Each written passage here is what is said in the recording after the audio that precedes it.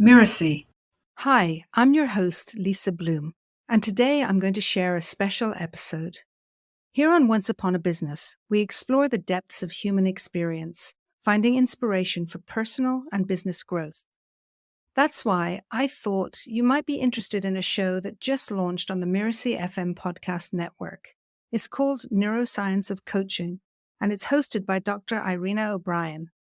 In this fascinating and practical podcast, Irena uncomplicates brain science, explaining what makes us tick.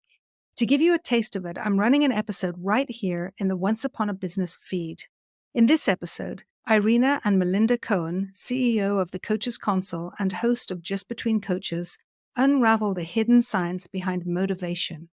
Whether we're motivating ourselves or our clients, they show how the key to success is understanding how to work with the brain.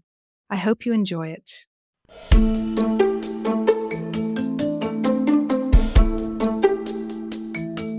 that is the beauty of small tasks, right? You don't have to push that boulder up the hill. You're pushing pebbles up the hill when you break things down, but you're still getting to the top of the hill. Hi, I'm Dr. Irena O'Brien, and you're listening to Neuroscience of Coaching. I'm a cognitive neuroscientist with almost 30 years of study and practice in psychology and neuroscience.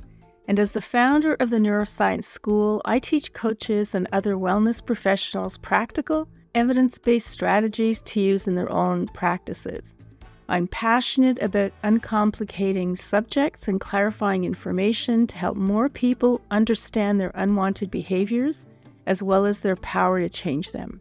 So in each episode, I introduce a topic or concept that coaching clients struggle with, bringing listeners the latest scientific research in psychology and neuroscience. I invite a seasoned coach to discuss the topic with me, and together, we provide you, the listener, with useful, science-based tools to help your clients reach their goals by working with their brains rather than against their brains. In today's episode, we'll be discussing a topic that I know many people struggle with: motivation. Motivation is essentially having the energy to pursue a goal. Sounds simple, right? Well, for those of you rolling your eyes right now, stay tuned, because it can be a lot easier than you think. Many people use techniques like self-talk, visualization, mantras, and even pure willpower in an effort to increase motivation, only to find that these methods rarely work. Mindset is not enough, and here's why. They're not starting from a foundation of success. Research shows that it's important to break down goals into small, achievable steps. When we complete a task successfully, the brain releases a burst of dopamine, which makes it more likely that we'll succeed on the next task. Dopamine is sometimes called the pleasure hormone, the happy hormone, or the feel-good hormone, because it gives you a sense of pleasure. And it also gives you the motivation to do something when you're feeling pleasure, like starting on the next small task. You can set up your day as a series of small, achievable tasks. Small steps don't mean that you can't have your big goal. You absolutely can. But when you break down your big goal into the small steps, you can keep dopamine high all day. Teresa Abiel and Stephen Kramer from Harvard Business School found that small, achievable steps in meaningful work not only increases motivation, it can also start an upward spiral where progress and motivation fuel each other, and they call this the progress loop. So for that reason, our primary goal is to always begin building that momentum, knowing that even if there are setbacks, obstacles, or challenges, we can reframe and redirect to the next small but meaningful task, one that we know we can achieve. I often hear coaches say, start with the most important thing first. But that's not necessarily a good idea. If that most important thing is the one that freaks you out, then it may not be a good idea. You may want to start that upward spiral with another task before you tackle that most important thing. For example, let's go back to the situation of being stuck on a goal-related task. If you observe that your thoughts at that time of overwhelm are all I-centered, I can't do this, I'll never finish this, I can't figure this out, I'm not smart or talented or confident enough, you're operating in the default mode network another important concept we're addressing today. The default mode network is a set of brain structures that's active when we're in our internal thoughts. It's not capable of focusing on the task in front of us, so don't ask it to. If you slipped into the default mode network, it's no big deal though. Recognize it, don't beat yourself up, and switch to the attention network. The attention network is a set of brain structures that is active when we're working on external tasks. And the thing is, you can't be in the two networks at the same time because they work in opposition to each other. But you can practice being intentional about noticing which network you're using and deciding which one you choose to activate. No amount of willing yourself to focus on a task from your default mode network will ever work because that very effort means you're still in the default mode network. So take a pause and intentionally focus on something external to you. Look around the room, notice the items in it without judging them, of course, because then you'll be right back into the default mode network. Or look at a tree outside your window, or even just start on a small task. All these things get your mind out of the default mode network and into the attention network. And I use this strategy all the time. I suffer from anxiety, and there are days when I find it hard to work up the motivation to start working. But not working during the week is not an option. So what I do when I realize I'm in the default mode network is I start on a small, achievable task that I enjoy. So I'll often choose an accounting task. I used to be a CPA, so accounting is easy for me. And this task is still important. It keeps me moving forward and starts my upward spiral so I can tackle other, more difficult tasks. So if you are aware of your own brain activity, what's going on, and what you can change about it, you are powerfully equipped to change your thoughts and behaviors so that you can lead the life that you want.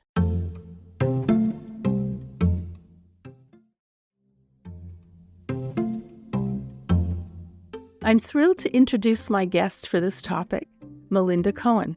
Melinda is the CEO of the Coach's Console, a 7-figure software training and coaching company that has helped thousands of coaches create profitable and thriving businesses.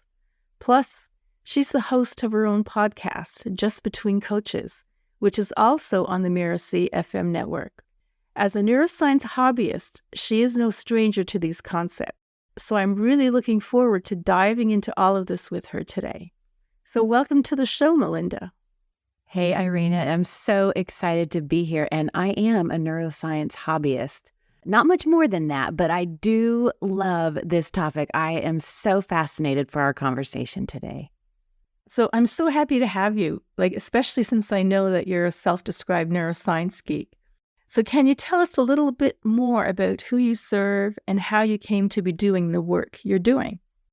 So the people that I love working with are coaches and really all sorts of service-based entrepreneurs that are wanting to make a big impact in this world, wanting to help others experience transformation in all different areas of their lives. And they're experiencing overwhelm in their business. They're frustrated by everything that they have to do in their business. They're not even sure what to do next or where to look, but they just know they're meant to be doing this work in the world. And so through our software, the Coach's Console, through our training and coaching programs, we help them exactly what you just described in the intro, break it down into small steps, taking them one at a time, step by step, click by click, so that they can take on this adventure of having their own business, create income from it that they can rely on, that's dependable, and making that big impact in the world. And that's what I've been doing for almost 20 years now, is helping coaches and entrepreneurs remove burdens and distractions of their business and step into their full potential as the coach and transformational beings and angels that they are in this world. Well, thank you for that, Melinda. And that's exactly why I do the work I do too. Right? Except I teach coaches about neuroscience so that they can then help their clients be their best. I love it. Yeah. So, the default mode network and the attention network is something that most people don't know about. And I know that with my students, when I introduce this in class, they're in shock that it is really that easy to start working. It's not that hard. Exactly. And a lot of people, because it's so simple, it's like, well, surely that can't be right if it's that simple. But it's like, yeah, it is that simple. And I know a lot of times I would find myself wrong if I'm like, well, I'm just going to, let me step away from this. Let me go for a walk, or let me just stare out the window. And I'm like, no, get busy. You need to be busy. Like, you have to be busy to be productive, to get results. And that was the driving force for me for a long time. Was busy meant productive, productive meant results, result meant success. So the busier I was, the more productive I could be. And it was exhausting. I learned how to do busy very well. And I learned how to tie a pink bow around being busy because I wanted to be successful and be productive.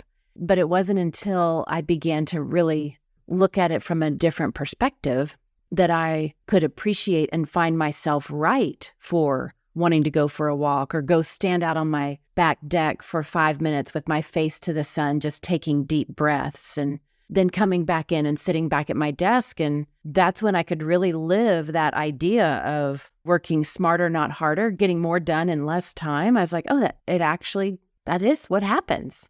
Yeah, I mean, those moments of rest are so important for the brain, right? Because the brain cannot be working nonstop at difficult tasks for hours and hours in a day, right? So we do need to take breaks, and our brain needs them, and our body needs them too. And we don't have to keep on pushing ourselves at 120 miles an hour. And I've learned the distinction, and I don't know if this is about the default mode network or attention network, or you might be able to explain more of what this is, but I find that there's a lot to be done for projects. There might be hundreds of tasks to do, and it's a lot of work, but it doesn't feel like hard work in the sense of pushing that boulder up the hill. It's like I'm on a hard hike for sure, but I'm not trying to force something to happen. And I don't mind working hard, but I do not like pushing the boulder up the hill. I don't like forcing things. No, exactly. And that is the beauty of small tasks, right? You don't have to push that boulder up the hill. You're pushing pebbles up the hill when you break things down, but you're still getting to the top of the hill. There was another thing that you said, start with the most important thing first. And then you're like, well, maybe not. And I find that to be very true, because often the most important thing is the one that is usually the most difficult to do, or the thing that maybe you've never done before, so you don't know how to do it just because it's new. And when we attach that meaning of, well, this is the most important thing I need to do, it's high risk. And therefore, there'll be resistance to taking any sort of step. It's like, well, I don't want to get this wrong. But when you said, don't start with the most important thing first, but what I say to myself is, what's a quick win I can get right now? Let me start there. Exactly. I do that too, and I call it priming the pump. Mm-hmm. I need to prime the pump before I tackle the most important thing, which is often the scariest thing to do. Yeah. And so I'm very mindful of starting that upward spiral, right? And once you start that, it just takes on a life of its own. Right? You can just keep going all day, and you have your dopamine, your bursts of dopamine, and then you start on the next task, and you can accomplish a great deal without feeling like you've been pushing that boulder up the hill. Mm-hmm. Yeah, that upward spiral, that momentum, and priming the pump. And then there's this, I might be able to get 10 or 12 tasks accomplished in a 30-minute period of time, where if I'm trying to push the boulder up a hill, I may not even get one accomplished in that same time frame. Yeah, exactly. And it's easier than you think. It's not difficult to get into that flow. Yeah. And sometimes you have to stop forcing. In order to start, I find that I have to stop forcing. Sometimes when we're forcing things also, it's because our brain is tired and we need to take a break. I find that happens with me. Right? When I start going around in circles, I look at my watch. Okay, how long have I been working? Oh, it's been 45 minutes or an hour. Time for a break. Yeah. And it's like a miracle. So I heard you say when you first came on is that you do that with your clients. You help them break things down into small steps. Yeah. Yeah, that's where I find that, the number one word that our students and clients use is overwhelm. Right? They're all starting a business. They're in somewhere on their business journey, and they're overwhelmed. It's what we hear from probably 98% of the people. And the first thing it tells me is they're in that fight, flight, or freeze mode, right? The survival state has kicked in because they're perceiving something about their journey is not safe or okay, or they don't feel good to move forward. And the overwhelm is caking on so that our brains and our bodies and our beings are saying, alert, alert, do not feel these yucky feelings and these emotions that are scary about your whatever you're working on. Just stay right here so you don't have to go into that dangerous territory. So that's the freeze mode. Our brain and body is trying to keep us in this freeze mode. And overwhelm is how we know we're in freeze mode. And so when I hear people talking about that, it's like, okay, how can we unfreeze? What needs to happen so that we feel safe to take the next step? That's all. That's the only thing that we need to look at is what's the next step that we can take. And sometimes, if they're trying to, what's an example? They're like, I've got to build a website. Well, that's like leaping the Grand Canyon and there's all sorts of stuff that happens. So it's like, okay, let's break that down. Oh, well, I need to get my list building funnel in place and my and now it's like, okay, well, that still is daunting. And so we just keep breaking it down until they don't have that panic sound in their voice or the crinkle in their forehead. And they're like, oh, well, I actually just need to create a headline and 3 bullet points that I'm going to put on a page. Oh, I can do that. Okay, and so as soon as there's no crinkles in the forehead, and the voice is a little, lighter. It's like, okay, now we're back in the realm of where we can move forward from. So do you find that they're creating that upward spiral or that momentum? Eventually they do, because as soon as they see that first task, they're like, oh my gosh, that was easy. Like that phrase right there, when one of our clients says, that was easy, it's like a reserve has just been put in the bank. It's like, and now they're building. It's like, okay, what's the next thing you can do? Don't go too far. Like, no, just what's the next thing you can do? And as soon as they say, oh, I did it, or, oh my gosh, that was amazing, or like, that's the indicator that the momentum is happening, the reserves are building, and now they're in that upward spiral. It's begun. And so we just look for more opportunities for that to happen. And now you know the neuroscience behind that. Yeah, that's awesome. So do you find that some clients just fight breaking things down into small steps? They want their big goals? Yeah. Oh, yeah. Fight is a good word. Wrestle would be another good word. Yeah, they do. And more times than not, it's because they've been telling this story for so long. They've been in this spot for so long that they just don't know how to think or feel or behave any other way. It's just what they know. It's become their norm. And more times than not, they're just not even aware that they're doing it. Yeah. And I find that people who fight breaking down goals into small steps, it's often because they believe that they're going to make less progress that way. But in fact, you're going to make greater progress by breaking things down. Yeah, exactly. So we did talk a little bit about the default mode network. So I find that many people have an aha moment when they realize that they can't use the default mode network and the attention network at the same time. And it's almost as if they realize they have a new superpower. And it really feels like a superpower to be able to intentionally switch between the two.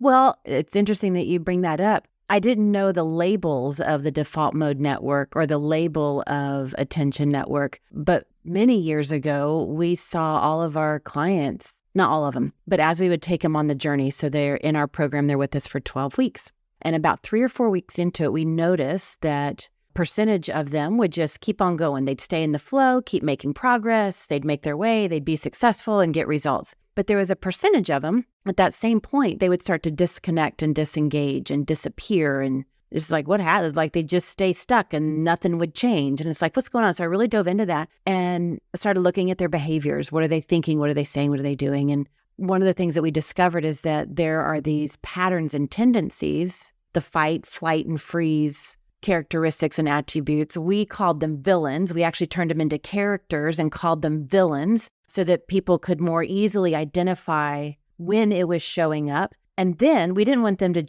it wasn't enough for us for them to say, oh, I know what villain that is, and now I see why I'm getting stuck. But we actually then named the counterpart and created the superpower. And when that superpower is showing up, this is the thoughts you're thinking. These are the behaviors that you're emulating. So I didn't know it officially, but unofficially, I think that's what we created. Now I've got an actual label for it, an official term. Yeah. And so mindset is, it's kind of like all coaches talk about mindset, right? And people think that they're trying to work up the motivation because they think that they have to want to do whatever it is that they have to do, right? But it doesn't work that way, because you could sit at your desk all day long and still not want to do it. Right. You could have the best mantra, but if your brain is like, well, BS, I'm not going to believe that, no matter, like, you can repeat the mantra however many times you want to, it's not going to work. But I think, mindset's an interesting word. And I find that when I bring that up in conversation, it either pisses people off or it has them lean in to want to know more. There's very few conversations where it's like, okay, yeah, whatever, mindset. Like, people are either fascinated by it or pissed off by it. And I think it's an overused word. Absolutely. I think people have used it in a lot of wrong contexts. So I think there's a lot of different aspects to mindset. I'm a big believer that our thoughts become things. Like, what we think about is what we bring about into our life. So we can think about it, and then we have to have action. I think the thoughts, the actions, the emotions, I think they all intertwine and fuel the motivation for creating outcomes in our human lives. Yeah, exactly. Our words create our reality, even our internal words, and create our reality. Mm-hmm. Yeah. So tell me, Melinda, what is it about neuroscience that lights you up? Well, I've been so fascinated with several topics. The topic of transformation as we're working with our clients, but just a lot of different, like, one of the things that I love doing is I love dance breaks. Now, am I a good dancer? No. Did I used to not want to dance because I thought people would look at me and have a lot of judgment? Yes, but now I love it. And when somebody shared with me the neuroscience behind dance break and what was happening in my brain as to why I felt so good in my body, that just was, I was like, oh my gosh, it's a whole new world up there of what's going on. And so the other thing that I love is self-care. Anybody knows that anything about me, I'm the queen of self-care. And probably over the last, 8-10 years have really dove into that. It's one of my superpowers that helps me lead my business, lead my team, just create my incredible life. And when I began to really understand the neuroscience behind self-care, it's like, oh, self-care is not a reward to give yourself when you do something. It's actually how you show up so that you can accomplish something. And it just, when I began to understand the neuroscience behind these feeling aspects that I was experiencing, my brain was happy and my body was happy. And it just created almost this unity within me, this alignment within me that just, I don't know, whether I'm looking at the neuroscience of business or the neuroscience of dance breaks or the neuroscience of self-care or the neuroscience of transformation when I'm working with our clients on their journey of transformation, it just brings an added fuel that increases the internal motivation for wanting me to do more, feel more, be more. I just love it. Yeah, exactly. I find neuroscience, obviously, because of what I do, but I find neuroscience is just fascinating. I can't get enough. And it's changed my life. And my students tell me that for many of their clients, and there's a certain segment of clients, like the more technical, who really embrace change wholeheartedly once they learn about how the brain is involved in it. Mm-hmm. Yeah, it's been so fun over the recent years diving into this exploration and talking about it from a lot of different perspectives. Yeah, it's really been fun now to be in this field because the research on the mind-body connection is so ripe now. So I'm passionate about those things, about the mind-body connection. So yeah, it's a great time to be in this field. It really is. And I think we're just getting started. I think we're just at the very beginning of it. Thank you, Melinda. This was so amazing. It's always nice to chat with you. Oh my gosh. I always learn so much whenever we have conversations. Thank you so much. Thank you all for listening. So again, if you're finding yourself trying to work up the motivation to start, you're in the default mode network, where success is not possible. To shift into the attention network, just start on a small, achievable, and meaningful task. And when you start each day this way, you can build a productive day.